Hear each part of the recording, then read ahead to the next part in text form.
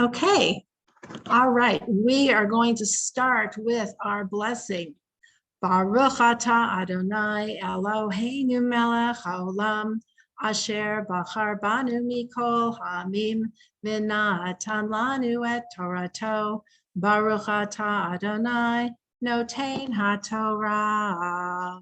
Welcome, Amen. everybody, and a special welcome and continued refuah shlema to Barbara Snyder. So glad that you are on, and everyone else, unless you are infirm or in your car, if you want to turn on your screen so I can see your face, you can always choose to not see yourself if you don't want to see yourself. That's one of the options. But I like to see everybody. So hold on one second, full screen for everyone.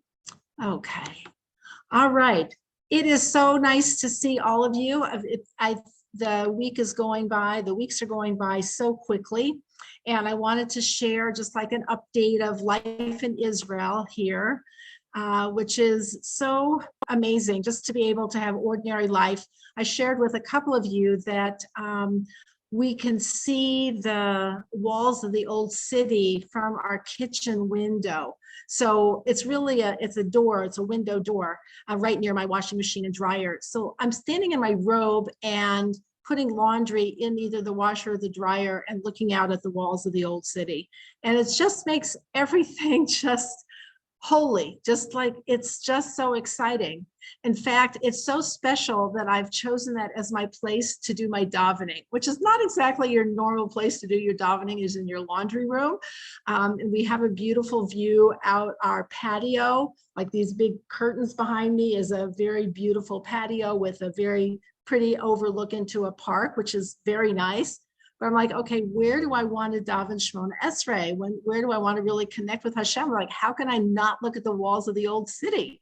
So I go and stand in my little corner with my washing machine and dryer and the little pail and the sponge thing, and I'm standing there and I'm like, this is my holy place, like a woman of Israel, combining like these mundane but not so mundane tasks with the view of the old city and watching the light change throughout the day, because it's also yes, I'll send you pictures. I'll send one with the next email.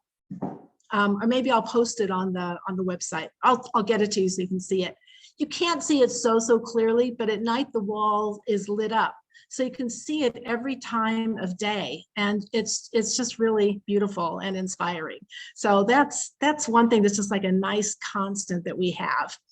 And then I wanted to share something else with you, which is, and I'll start off by saying everything is fine. Nobody needs to worry about anything. But we had occasion to go to the hospital last week. So Steve has had a bad cold and he got feverish and hadn't really been drinking enough water. And while I was showering in the bathroom, I came out and he had passed out. And he passed out while he was davening. He had stayed home here at the apartment to daven because he wasn't feeling great. He was coughing so much. Anyway, he stayed here. He wasn't feeling great, took off his tallis and tefillin. I came out here and he was sitting in his chair and he was like just disoriented and feeling lightheaded. So I asked him a couple of questions that he couldn't answer real well. And so I'm like, I'm calling the ambulance. So that was what I did. So I called the ambulance. First, I called my daughter-in-law. I called my Machatenista, Dahlia's mother, and she gave me the number for the ambulance. So the ambulance came and Hatzalah came. So those of you who know about Hatzalah, and for those of you who have traveled with me to Israel when we got to go to Hatzalah, it's a volunteer emergency medical response team throughout the land of Israel, Jews, Christians, Muslims, everybody. And everybody they can get to people within 2 minutes. And so not only did the ambulance come, but Hatzalah came as well. And I have to tell you, obviously it was kind of scary. Steve was basically fine by the time they came, but we needed to go to the hospital. And we went to Shaarei Tzedek, which is a hospital that is not only a Jewish hospital, but it is run according to halacha. And so I just want to share with you having a crisis in a framework of comfort. because first of all, the Hatzalah guy has a kippah on. The ambulance guy has a kippah on. I got to ride in the ambulance and sit in the front seat, and driving in Israel in an ambulance as the, swerving in between the buses and everything else was a little terrifying, but I felt, okay, I'm in an ambulance, but there's Jewish music playing in the ambulance. And, I'm like, oh my gosh, this is like, I was a little too frazzled to identify what song it was, but it was Jewish, not contemporary Israeli music. It was like Jewish liturgy music playing on the way to Shaarei Tzedek. It was so exciting.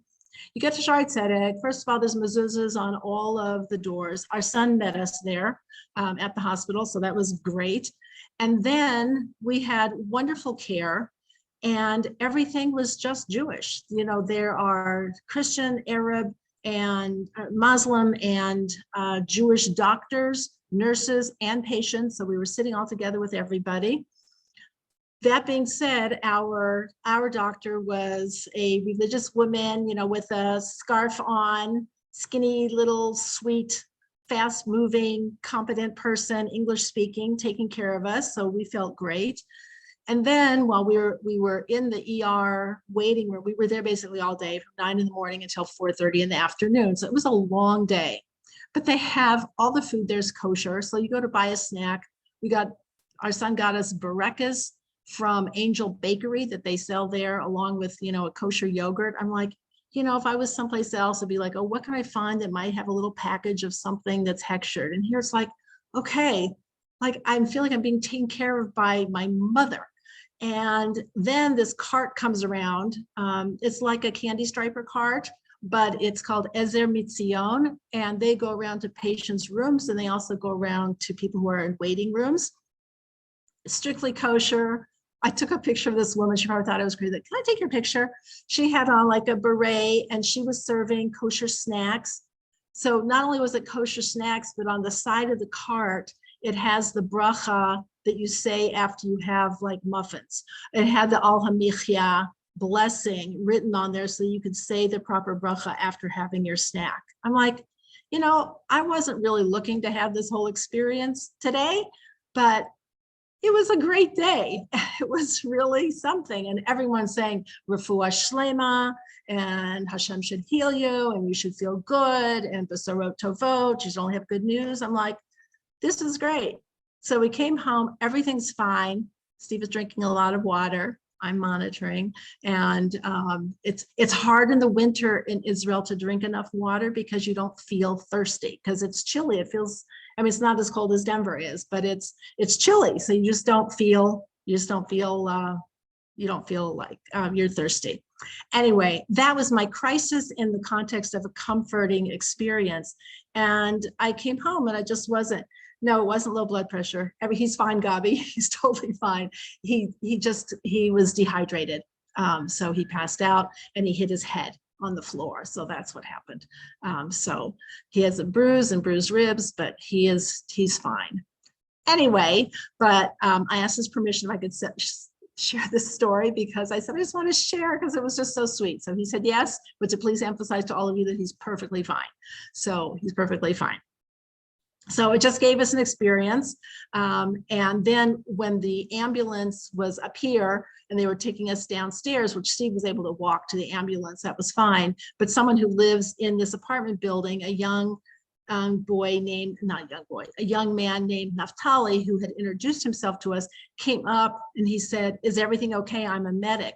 So that's good to know that we also have a medic who lives in the building. So basically people call Hatzalah first, because when Hatzalah is called, they call Magen David Adom, which is the Israeli Red Cross. It's kind of oxymoronic. The red, it's not a red cross, it's a shield of David that's red, red star of David. And they work together, but the Hatzalah is here like almost immediately. And especially in Jerusalem, there are people like within, meters of where you are that can get to you. So it was really incredible.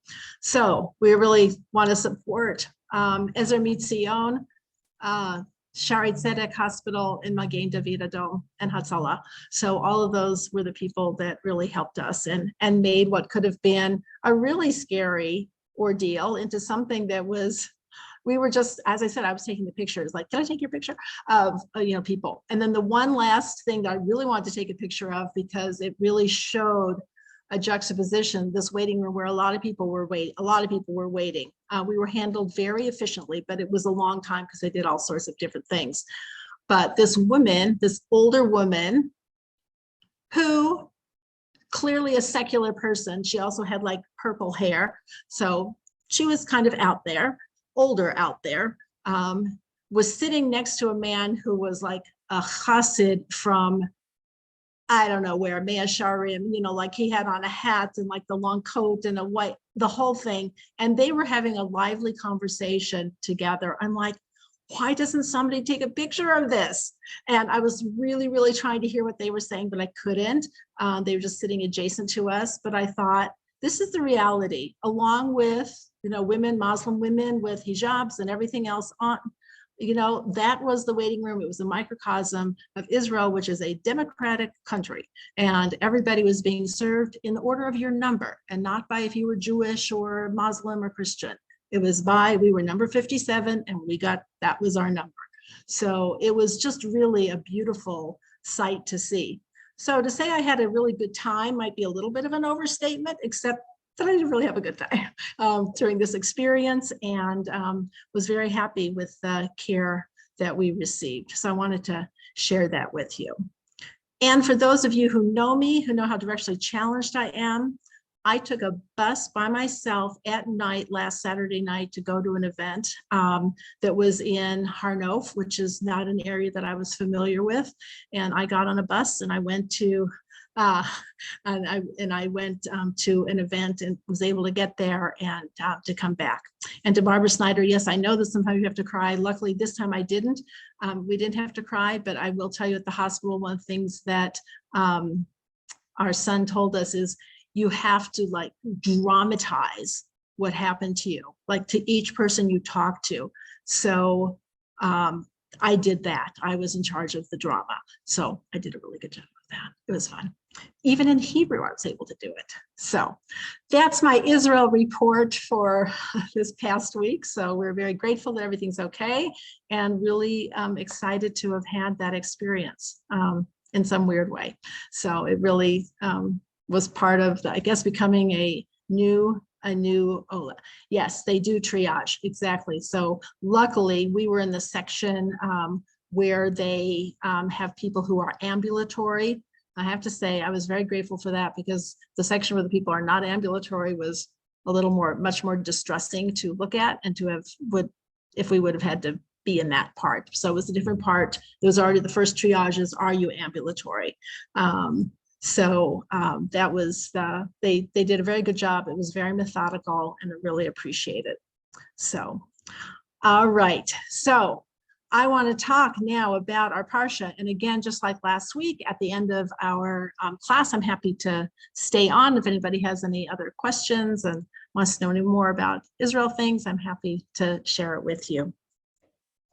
This week's parsha is Parshas Bo. And as I hinted, for those who saw, I don't remember where I wrote it, if it was online or where it was, that that this week is really considered Pesach. You might think the Pesach is going to be in Nisan, but Pesach is really this week.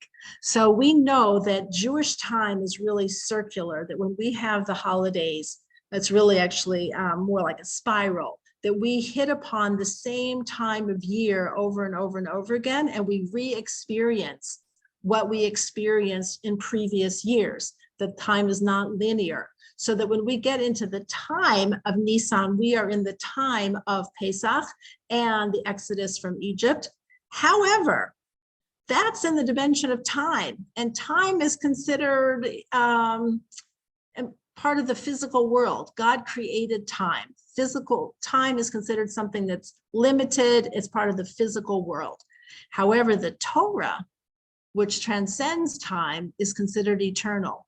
So when something is discussed and mentioned in the Torah, that is considered its most powerful expression. So the fact that the Exodus from Egypt is mentioned in this week's parsha of Bo This is the real Pesach. This is the time of liberation. And as I mentioned, you don't have to get rid of chametz. You don't have to clean your house. You don't have to eat any maror, but that this is Pesach. And so we have an opportunity that's the spiritual energy that is permeating throughout the world. When we celebrate Pesach at that time, we are re-encountering the event. But when we talk about it and read it from the Torah, that's considered its source energy that is more powerful, more pervasive, more accessible, even than Pesach as a holiday itself. So that mindset, I'm like, I love the idea that we can have Pesach without having to make Pesach, that we can have Pesach. I love making Pesach, that we can have Pesach, but we can have it in its liberated state. Because if you notice, like I said, there's no maror, there's no matzah, there's no cleaning, there's no searching for chametz. All those things are in the physical world. That's how we bring it down into this world to lock it into something physical. But when we want to access it in its most pristine, not limited by physical thing, then we talk about it when it's in the Torah. So this week is Pesach. This week is our liberation. This is our Zman Cherutenu. This is our time of true liberation. So we're going to talk about this parsha and what exactly is in here that we can connect to that I think is really inspiring and can help us. So one of the things we know about in this week's parsha is that we have the 3 final plagues. We talked about last week that last week's parsha were 7 plagues and this week's parsha are 3. And what are the final 3 plagues? Anybody want to, if you read ahead or if you saw the movie recently or anything, if anybody wants to unmute and say, what were the final 3 plagues that we're going to have this week? What are we having this week? Anybody know? So yes, Alina. Arbe,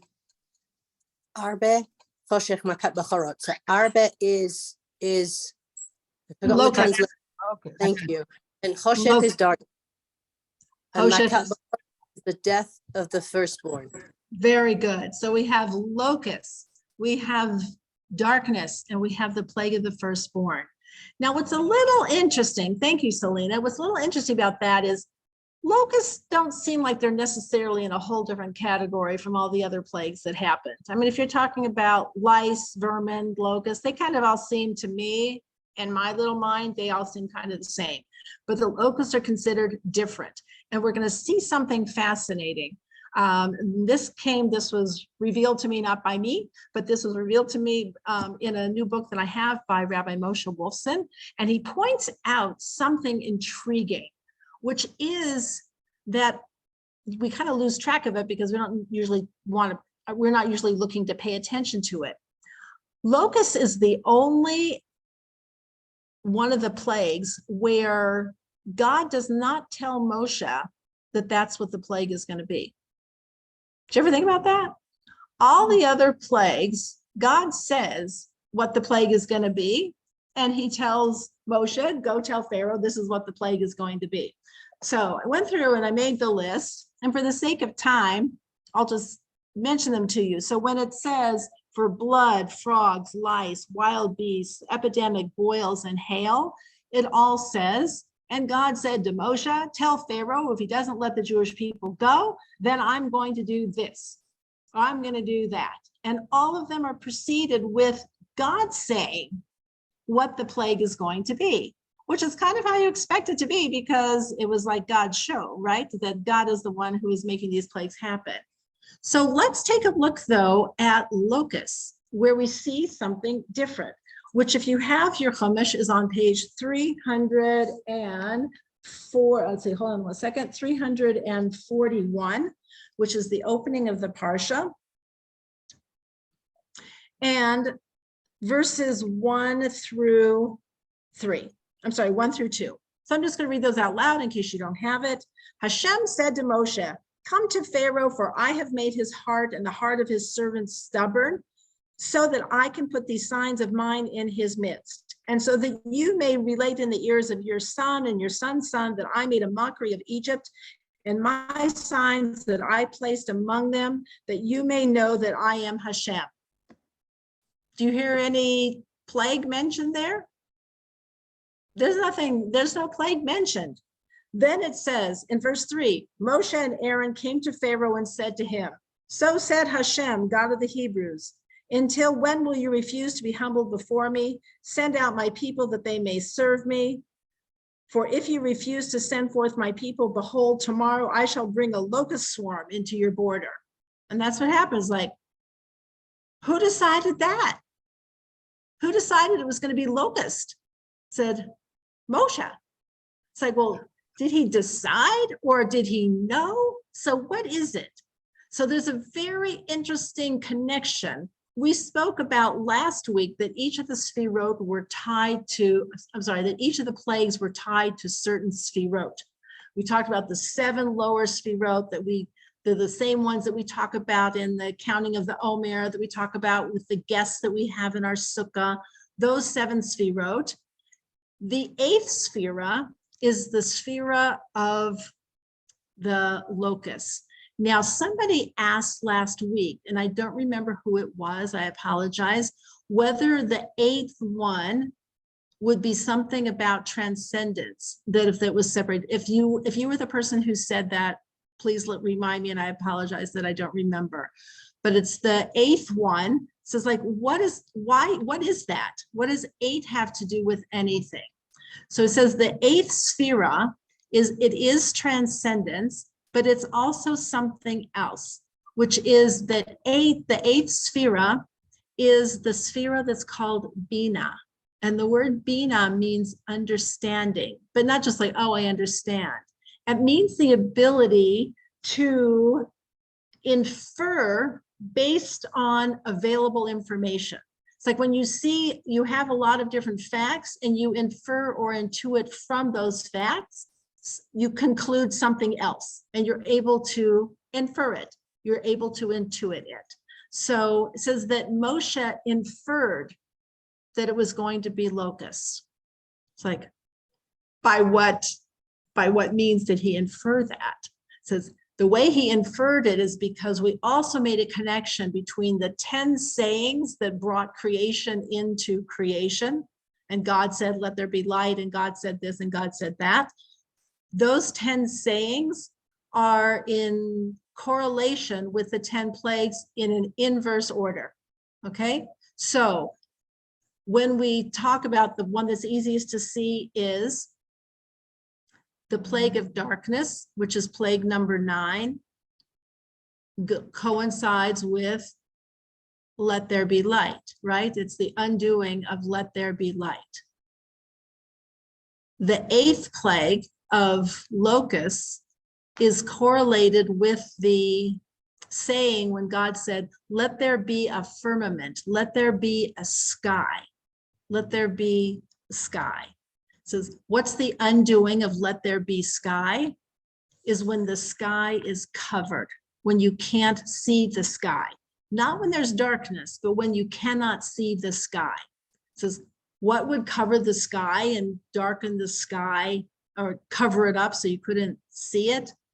Like a swarm of something. What would be a swarm of something that would do that? Locusts. So it says that Moshe inferred that it would be locusts. And so God gave him the opportunity kind of to, like, as if there wasn't enough going on with the plagues, God is also giving an opportunity for a Torah scholar lesson. It's like, okay, Moshe, what do you think it's going to be? And he's like, it's going to be locusts. And that's when he goes to Pharaoh and says, it's going to be locusts. And God's like, yep, that's right. That's what it is. So the one understanding is that Moshe inferred it.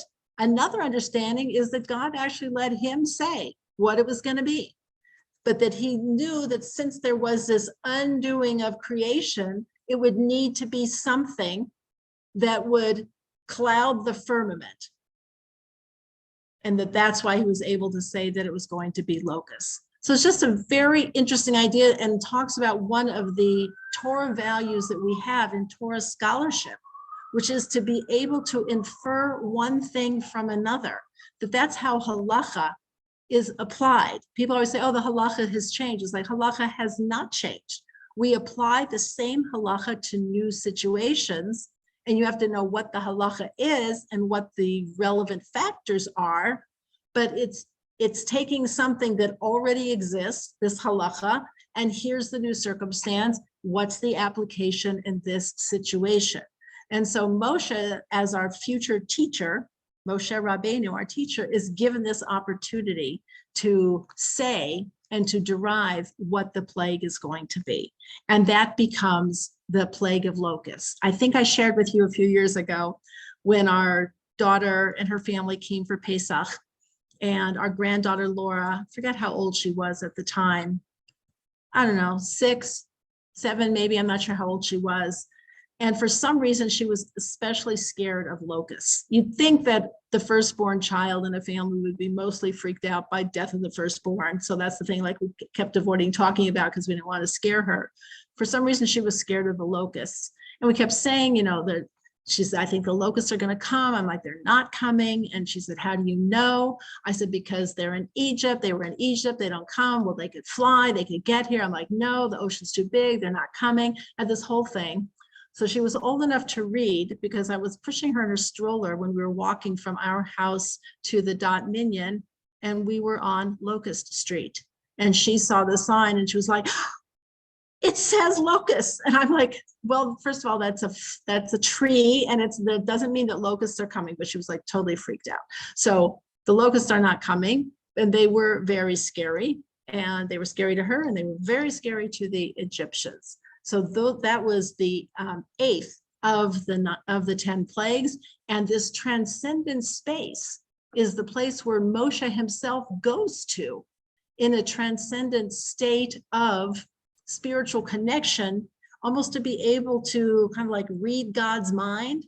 And that's what we understand when we talk about Da'as Torah, of somebody who has that kind of wisdom and knowledge. It's somebody who is so in tune with what God is asking that they can derive it, not kind of make it up out of the blue. They can derive it from the evidence that is in front of them. He had 7 previous plagues to be able to see it, and now he had it. So this is something that just another piece to uncover of the beauty of the plagues, that God had so many multiple levels, layers of things going on while this was all unfolding for the Jewish people. Oh, when you think of food, how they can destroy all the food, and they did, they destroyed, and whatever the hail hadn't destroyed, the locusts finished off in Egypt. But now they're eating locusts, and there is a Sephardi custom that they eat locusts. It's the one thing, you may be able to eat rice on Pesach, but I don't think I'd be up for eating the locusts. And it's not all varieties of locusts, it's only some of them that you can eat and are kosher, but it's not on my list of things to try. Okay, this is just an added little thing about those plagues. The opening word here of this parsha, the name the parsha has, Bo, is so comforting of a word. God says to Moshe, come to Pharaoh, for I have made his heart and the heart of his servants stubborn. He says, come to Pharaoh. He doesn't say go to Pharaoh. He doesn't say lech, go to Pharaoh. He says, Bo, come to Pharaoh. Now, if somebody says, come to Pharaoh, who's going to Pharaoh? If I say, come to Pharaoh, who's going to Pharaoh? If I told you, come to Pharaoh. They're not going to go of their own accord, so they've got to be gently beckoned. Okay, you can have an idea of gently beckon. Thank you. What else? Anybody else have another additional idea? Patricia. Well, I have the idea that Hashem is there. So it's all, come here because I'm here too. Exactly. Right. Come, I'm coming. I'm already here. Come with me. It's kind of like, come with me. We're going to Pharaoh. You're going to speak, but I'm here with you. So this idea that if we could have this in our head for any and every challenge we find ourselves facing, of Hashem is saying to us, come with me. I'm going with you. I'm coming with you. You have your task that you need to do. You need to be the speaker. You need to be the person who goes through the whatever, but you are not alone. I'm not sending you off, say goodbye and good luck. Let me know how things turn out. That this is Hashem saying to Moshe, come, we're going to Pharaoh. And God is saying that to each and every one of us also in each of our challenging moments. It's like, come. This may be something you need to face, that you need to deal with, you need to experience, you need to go through, but you are not alone. Now, I won't say exactly that it felt, kind of going back to what I shared at the beginning with my experience, our experience at Shari Tzedek. I felt like that was, I felt accompanied. I felt like I had caring people with me. I had signs of family with me. I did not feel alienated. I did not feel alone. I did not feel, like I was facing it all by myself.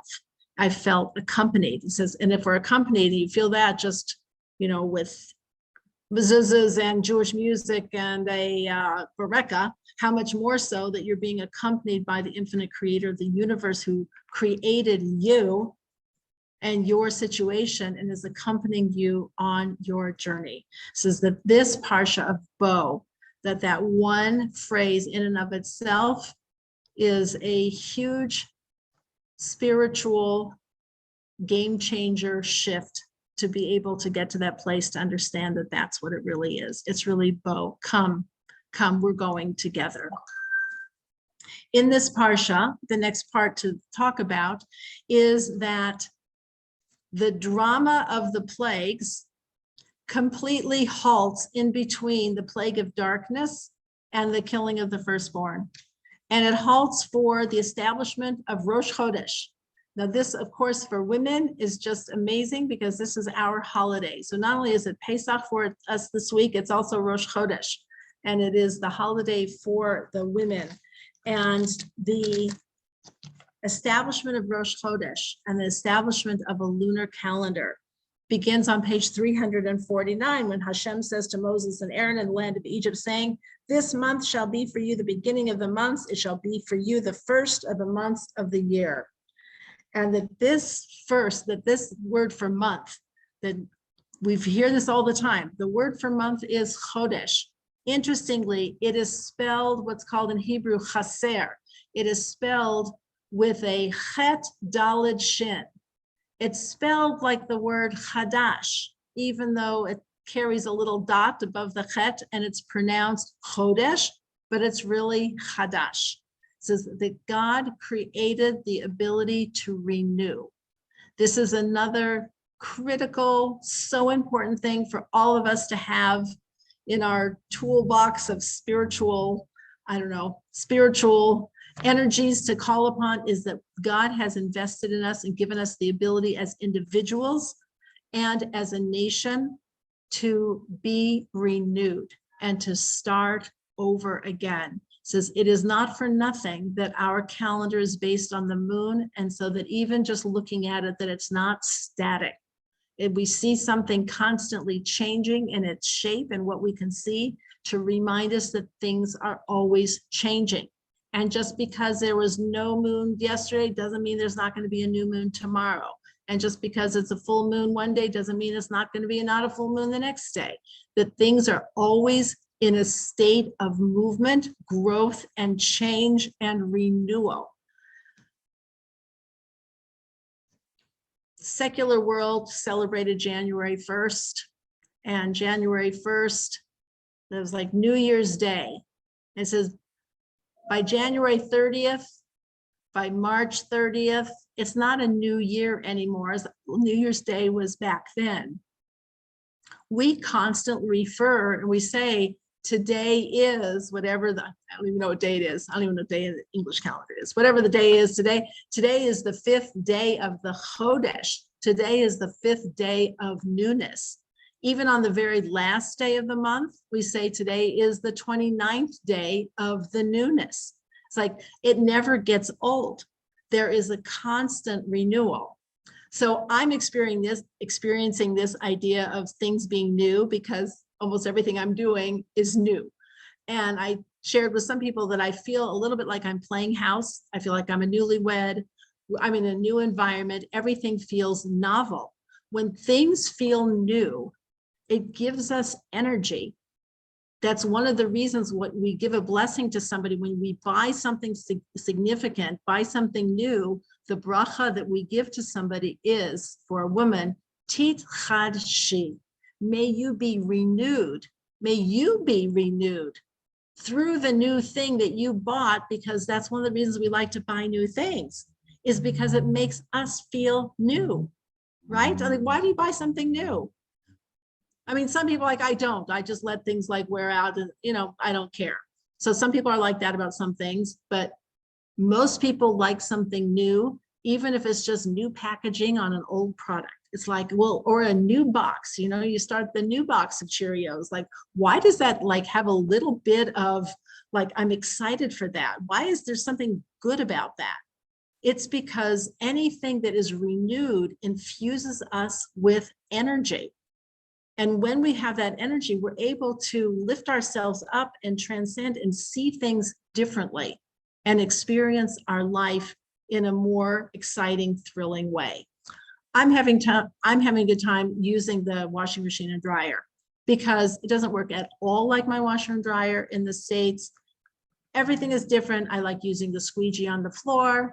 It's just like the whole thing is just everyone's saying like, how's it going? I'm like, it's great. I'm having so much fun. Like, what are you doing? I'm like, just living our life. I mean, we're also doing things that are really fun. We went on a walking tour of the old city yesterday. We had a siyum last night with our son and our grandkids. That was fun. It was great. But just like everything is fun. We went to a pizza and falafel stand and just got pizza and falafel to eat for dinner and like walked home carrying. And I'm like, well, this is fun. So like everything is fun because it's new. And trying to hang on to newness is actually almost humanly impossible because we adjust and acclimate so quickly. It says, how do you hang on to newness? It says, Hashem gave the Jewish people a gift of constant newness, that we can make it, we can be fresh in our approach to everything, to ourselves, our life every morning. Our soul has been returned to us. You're a new person. My poster when I was in high school, today's the first day of the rest of your life. It's all the first. It's all the beginning. It's all new. It's constantly new. And to have that and to think about using that in combating our complacency at the best, our boredom, our depression, are like been there, done that. Been there, done that is the antithesis. That statement does not belong in the mouths of any Jewish person. Been there, done that. No, you haven't. No, you haven't. Today's a new day. You may have thought that you did things that were similar to it, but today's a new day. There's no been there, done that. It's like, it's a new day. All of that. This is the key to spiritual growth and to a joyful life. Otherwise, we just get tired out, wrung out. I think it was Mark Twain who wrote about the Jewish people. They have not aged. The other nations have come, they peaked, they went down, and they're gone. It says the Jewish people are ever new, that they are as young and as lively as they have ever been. And that's not coming from somebody who's necessarily looking to compliment us. It says it has been given to us as a gift, the gift of newness and renewal, regardless of circumstances. There's a hospital here and it's called Laniado Hospital. And it was founded by a rabbi who lost his entire family, I think 11 children and his wife in the Holocaust. Now, I think that entitles you to just kind of say, you know what? The world's horrible. I'm depressed and I'm not doing anything. Instead, he creates a hospital and was a joyful, happy person. Yes, it's in Netanya. And it's like, how does somebody do that? It says that's a gift. It is a gift to the Jewish people and to the Jewish person. The Jewish people and the Jewish person to be able to renew ourselves and to be able to come back from anything that gets to us. This is the Jewish people. Yes, Selena. It's interesting. You mentioned a couple of things. the idea that we're growing, what Rosh Chodesh in Dallas told us, in the non-Jewish calendar, they have holidays every year. They celebrate the same thing. The idea is that even though we celebrate the same things, we're like on a spiral of upward growth, that each year it should. Absolutely. So that was something else. Also, Laniado Hospital, you know, the Rebbe that founded that, he said we shouldn't call things Beit Cholim, which is the Hebrew for hospital, house of the ill. We should call it Beit Refuah. I don't know if you ever heard that. And I didn't hear that, and I love it. Beit Refuah. I love that. House of healing instead of like the house of sickness. I have to Yeah. say, when my husband was going through his radiation treatments, I said, why can't they rename the wings here of the hospital? It's like, they need to be called something else, like what your aim is, not what the problem is. So it's like, it's really hard to see that as a banner. It needs to be restated. So yes, and we call things, it's like, you notice even for Pesach, we call that Zman Cherutenu, the season of our redemption. We don't call it the season of remembering the catastrophe and the horrible thing of being slaves in Egypt. Just saying that is depressing. It's like Zman Cherutenu, we are free. And every day when we say our blessings, we say, Shelo Asani Avet, you did not make us a slave. I am not a slave to today, to what I even was yesterday. Never mind enslavement. We're not even talking about Pharaoh. I am not enslaved, and I am not held back by anything that happened to me yesterday. Today is a new day, and I can be whoever I want to be. And to be able to get out of the chain, the grip of that Mitzrayim state of mind is the antithesis to what Rosh Chodesh is. So now we can see like why this makes sense.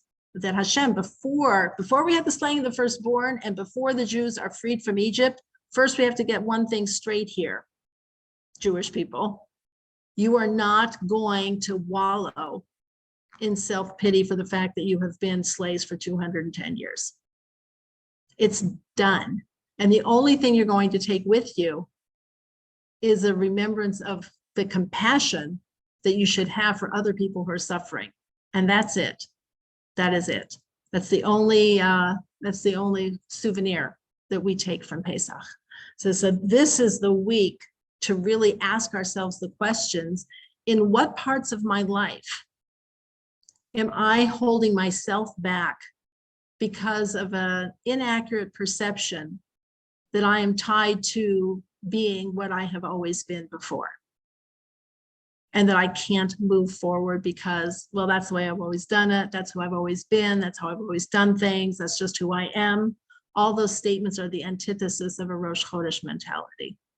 So this is the gift of Rosh Chodesh and the essential ingredient before the Jewish people move forward into national liberation. So national liberation, do you ever notice that in countries that have liberation movements and revolutions, what happens very shortly after whoever it is succeeds in the revolution? Tends to go right back to whatever horrible things the government was doing that they overthrew, the new government starts doing. It's like whatever it was, it continues the same. It doesn't really change because there's not really an underlying premise that this can move forward and become something better and new and change. And that is the gift of the Jewish people. So it's interesting that being a people of like Fiddler on the Roof tradition, and we do things the way we've always done things, that may be. We may do things the way we've done them, but we don't be the way we've always been. That we are always in a constant state, as Selena said, of this onward spiral of growth.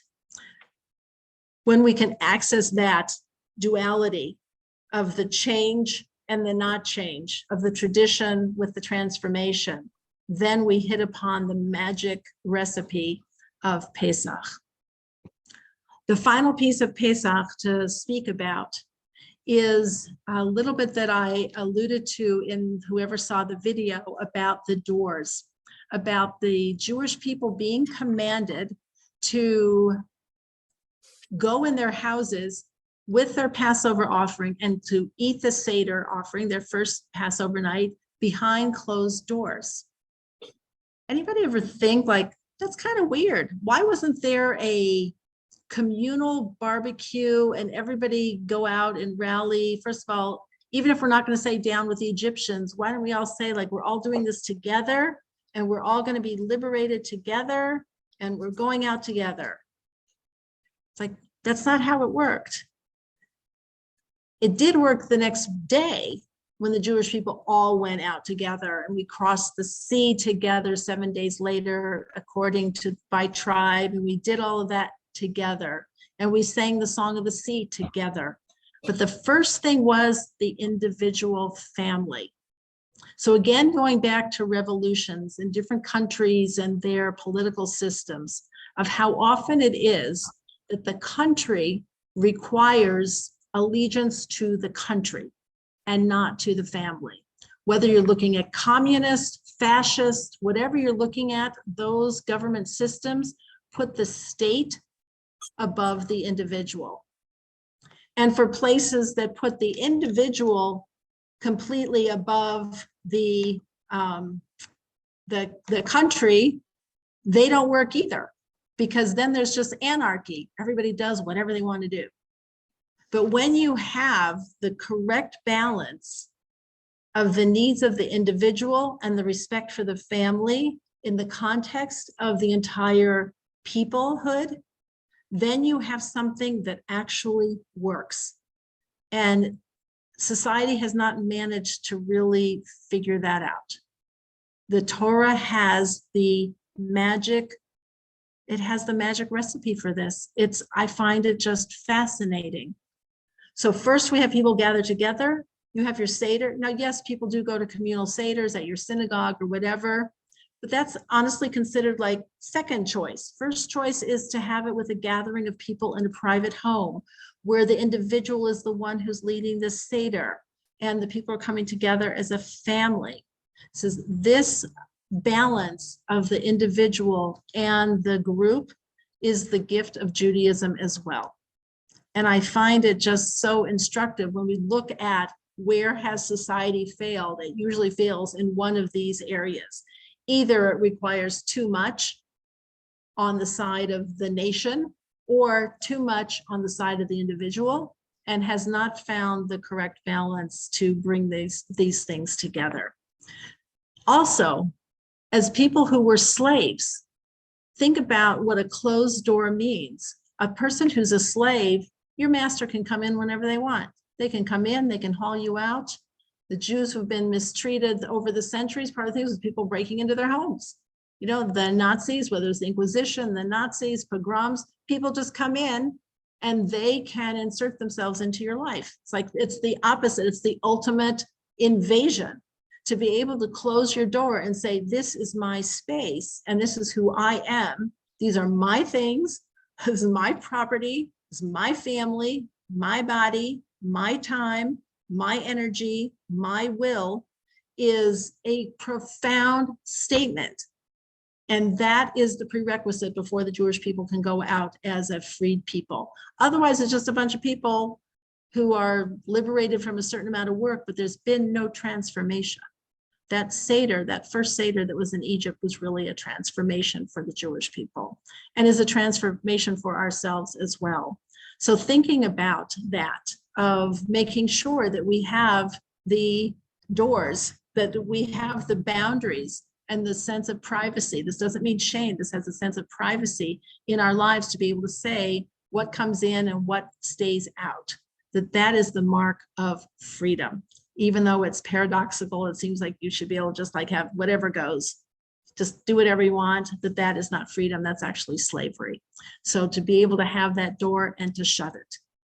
The Jewish people also had to mark the door with the blood of the Passover offering, which gave a definition of there's a criteria for what comes in and what stays out.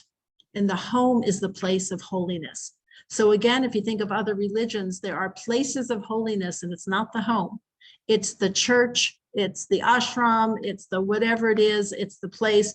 If you think about, and this is, I wasn't planning to exactly say this, but the way I started out by saying, here I am in Jerusalem, and while I'm doing the laundry, I'm looking at the walls of the city. Now, yesterday we went on a tour, a walking tour of the old city of Jerusalem. Now, guess what's happening in that city? There were kids outside at recess, streaking their heads off as kids are wont to do at recess, echoing it with the stone walls and the stone buildings. And it was like, whoa, it sounded like there were like 4,000 children. But this is a prophecy. This is Isaiah's whose prophecy? This is prophecy that says that, we say this at a wedding, that the Yerushalayim will be filled with the voices of, it says, like, of the old people with their canes walking and the little children playing on the streets. It's like, this is true. We have an idea of a city of holiness. It's not the Vatican. It's not Mecca. It's not Medina. It is not a place for clergy. It is a place for people, ordinary people leading holy lives, connected to God, kicking the ball and throwing the ball at recess, also doing the laundry and seeing the walls of the old city. It's an Ir HaKodesh, a holy city. We're so used to saying that we don't even think about the implications of that. We're talking about this total combination of bringing together. So being in the old city and seeing these kids, like literally during our tour, like this ball comes like into our midst, the kids have been playing with, and the kids are running around and not paying attention. And just like kids do, it's like this, and this is considered, this is a prophecy. And it's like, who could believe that this would happen? As early as from 1948 to 1967, Jews weren't allowed. No Jews in the old city, okay? So this is a miracle to be able to witness this. Judaism has this gift of balancing everything. We balance the past with the present. We balance the individual with the group. We balance new with change. We balance all of it together. And that this gives us a life that allows us to navigate life situations that come our way. And to know that Hashem is with us in all of these, and that Hashem says to Moshe, Bo el Paro, come with me. We are going to Pharaoh, and I'm here with you. So this relationship also between us and the divine, the fact that God would give Moshe some say somehow in identifying even what the plague was going to be. Normally, you don't think like, well, the infinite creator of the universe who is orchestrating this massive demonstration of power to the Egyptians, why would he say, this would be a good time for Moshe to have, to kind of come into the conversation? Like, how does that happen? And yet that's exactly what happens. So even our relationship with the divine is both familiar and reverential. We say in our blessing, Baruch Atah, blessed are you, Hashem. I'm talking to you personally. Melech HaOlam, the infinite creator of the universe, simultaneously. On the high holidays, we say Avinu Malkeinu, our Father, our King. We are constantly navigating all of these paradoxical relationships. And that's what allows Jewish life to be so vibrant, so challenging, so interesting, and so rewarding. So this is Pesach, ladies. So enjoy it before the real Pesach gets started. It's very interesting here. Many of the stores, but one store in particular, as soon as it's a holiday, the store is called Osher Ad. As soon as it's a holiday, their entry of their store, which is a huge area, puts out everything you need for that holiday. So now, as soon as it was Rosh Chodesh Shvat, now everything is filled with dried fruits and nuts for everybody's Tu B'Shvat celebration, because you got to get that stuff going. So, and there are trays and baskets, and of course you're going to be wanting to do all this and have your Tu B'Shvat Seder. So like the whole country and the stores like supports that. And then right after that, it's going to switch to Purim. And then the day after Purim, they put out cleaning supplies to get ready for Pesach. So this is like the whole country is on this calendar of the Jewish holidays and Jewish life. You don't forget what's going on, that's for sure. So and I'm like walking around, this is so exciting, this is so funny, this is so fun. So the whole thing is designed to support us as Jewish people leading a Jewish life. I find it really fabulous. So this is we are meant to have the opportunity to do is to live a full and complete Jewish life where what we need is within reach so that we can enjoy ourselves. Not that there is not merit for the effort that we have to go to when we're not in that environment to make it happen. We get a lot of reward for that too. And it's also nice to not have to do it. So that has been life in Israel for the past, let's see, we've been here 5.5 weeks. So it's coming up on a month and a half. Very exciting, and feeling the holidays and feeling everything really come to life for us. So enjoy your Pesach before the next Pesach starts to get ready, and we get ready for that. We can enjoy it, a sense of renewal, to really think about how we can renew ourselves. You don't need Botox, you don't need anything. Buy something new for yourself to remind yourself that not only is your thing new, but you are new. We are new each and every day, and we have the ability to just keep growing and thriving and changing and transforming until we emerge in our most manifested version of ourselves that we have the potential to become in this world. Yasher Koach, that was an amazing, amazing class. Thank you. Thank you all for joining me, and I'm happy to answer questions. Yes, Dorothy. I just said Toda Rabah. It's Oh, wonderful. bavakasha. Thank you. Very Thank inspiring. you. So Thank you, inspiring. ladies. Thank you for joining me, and I'll look forward to seeing you next time. Okay, great. Thanks, Ellen, for making my Thank you, morning so Ellen. nice. Thank you Thank for you. making my evening so nice. I'm Barbara, getting a little better. bored here. What? Feel better, Barbara. Oh, thank you, Gabby. Yeah. Hey, Ellen. Thank Yes. you, Ellen. My Did you pleasure. talk Yes, about- Carol. Did you talk about payment for the class before I signed in? No, I didn't. So let me, thank you for asking. So when the Jewish Experience makes the page for me on their website, there'll be a place to make payment. So you can pay directly to them. It'll have an option of $10 per class, or $180 if you want to sponsor a month, or $1,800 if you'd like to sponsor the year. And that can be in honor or in memory of somebody, but that page is not available yet. And so there is not a link. So you can save your shekels, and hopefully it'll be up soon. Would there be a way to send them a check rather than putting it on card? Oh, I'm sure. Absolutely. So if you can just send a check and just let them know what it's for, that would be absolutely fine. And you can also pay for more than one lesson at a time if you want to pay for a few months at a time. You can do whatever you'd like. I think those are the options that they have. Just So let me find out from Deb and from Rabbi Liban how they'd like to structure it. I'm kind of on the front end instead of the back end of how that's working. But let me offer that as different options. I think they were trying to keep it as simple as possible, but let me see what they can do to accommodate what people would Every like. week, not. Yeah, no, yeah, that's kind of annoying.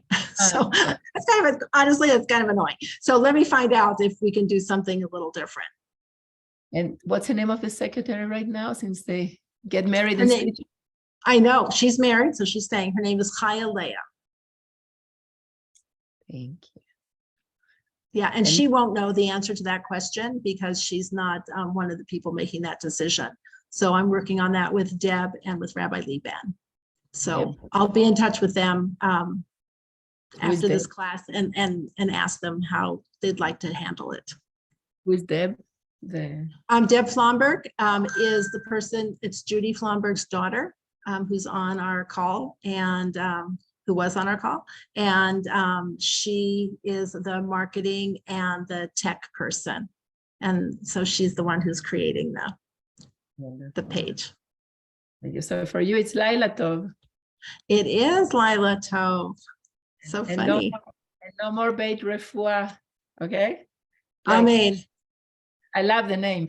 I want to share that Rambam was also the Sultan's doctor and nutritionist.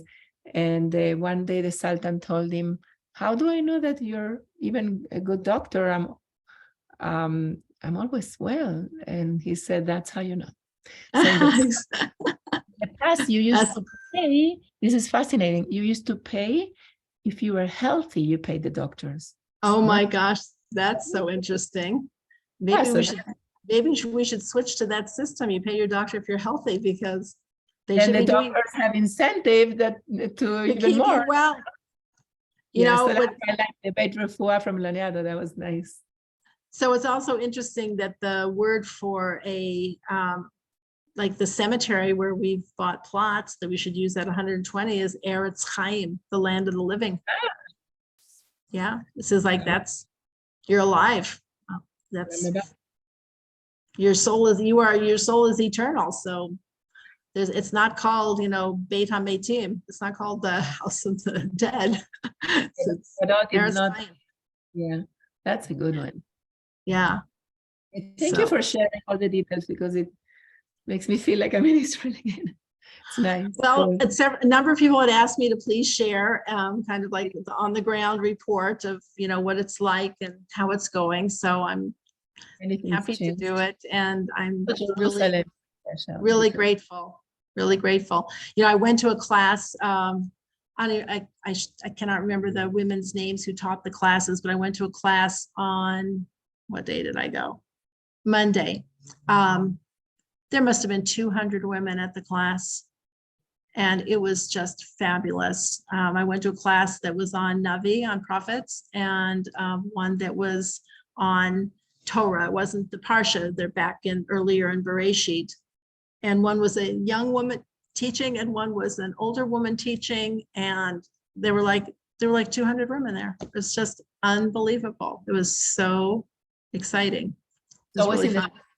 like a place that hosts lectures?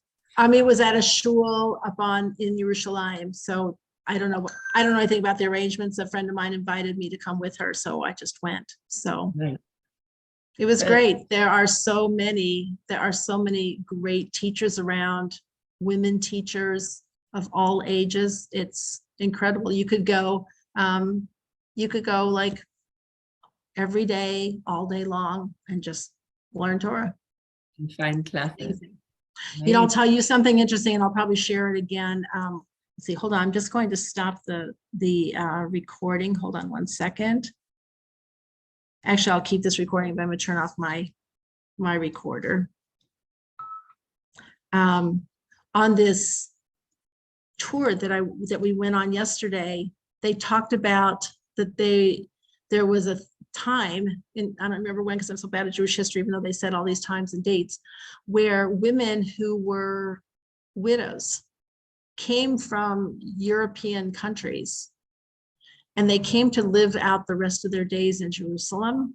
And they actually had almost what was like a convent, only it wasn't a convent. It was for Jewish women, and that they spent the rest of their time like learning, saying Tehillim, doing acts of kindness, and that they came after their husbands passed away, or maybe I'm guessing people who were single also, that they would come. And there was an Ashkenazi one and a Sephardi.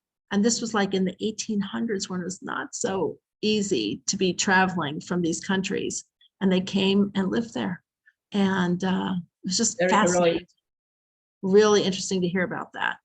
And it That's wasn't just heroic. like, oh, just Ashkenazi women, it was Ashkenazi and Sephardi women who did that. I'm like, and so there was a census that was done of Jerusalem. I don't know if it was under, I don't know who it was under, who did it, if it was Moses Montefiore, I'm not sure who did it, but there was a overabundance of women in the census, like of older women.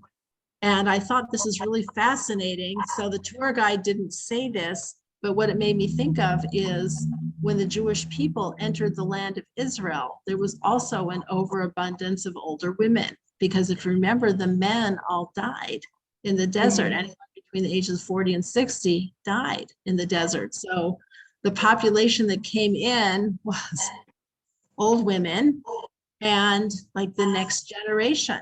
And that's that's who made up the Jewish people. I'm like, I just found that really fascinating that, it's not like these women had like a WhatsApp group and they said, hey, ladies, let's all like move to Israel. These are individual women who are making this decision to go and live the rest of their days in Israel, to be able to be, and in Jerusalem specifically. I just thought that was really interesting. And it just makes me think about these women didn't just decide to have this connection at that moment. These are women who were living their whole lives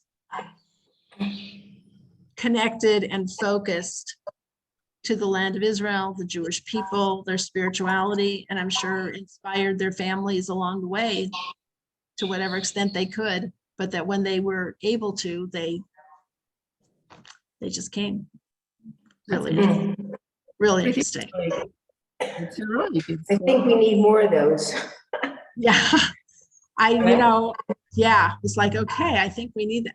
So honestly, I think, there is a need for a place almost like a